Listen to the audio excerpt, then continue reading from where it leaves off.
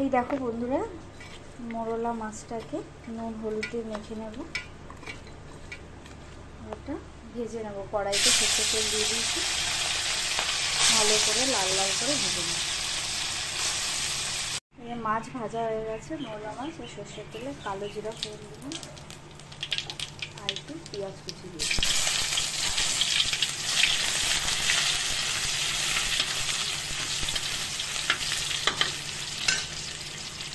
আলুগুলো দিয়ে দিলাম।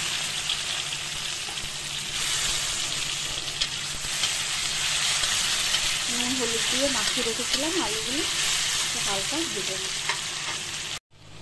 এবার নুন হলুদ মাখানো বেগুনগুলো দিয়ে দেবো।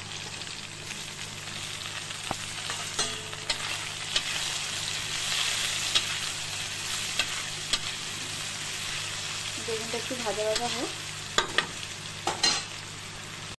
এবারটা দেখো বেগুনটা ভাজা ভাজা হয়ে গেছে। এটা এর মধ্যে 1 চামচ রসুন আর একটা চেরা কাঁচা লঙ্কা দিয়ে দেবো।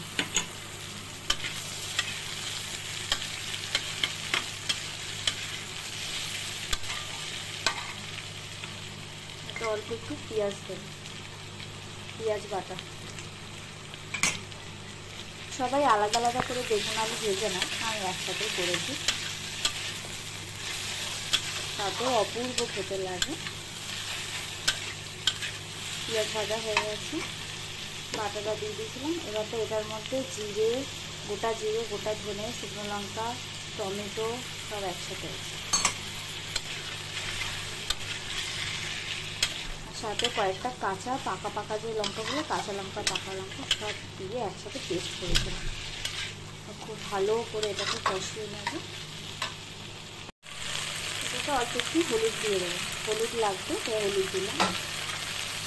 সামান্য একটু নুন লাগবে।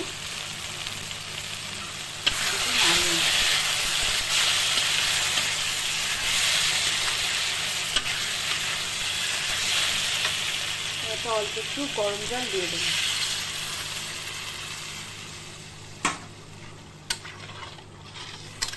ওটা একটু আলুটা একটু বেগুনটা হালকা সেদ্ধ হয়ে যাক, আলুটা একটু ভালো করে সেদ্ধ হয়ে যাবে।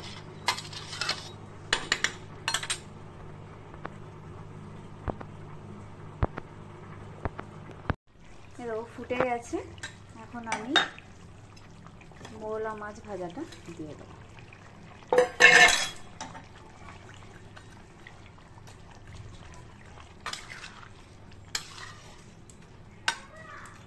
ব্যাস হয়ে গেছে। এবারটা আমি একটু নামিয়ে নেব। তোমরা চাইলে গরম মশলা গুঁড়ো দিতে পারো, আমি দিলাম না। নামিয়ে নিয়ে তোমাদের দেখাচ্ছি। এই দেখো মোরলা মাছের ঝাল নামিয়ে নিয়েছি আলু বেগুন দিয়ে।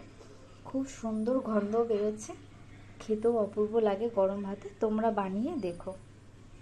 তোমাদের যদি ভালো লাগে তোমরা কমেন্ট করো, শেয়ার করো, লাইক করো।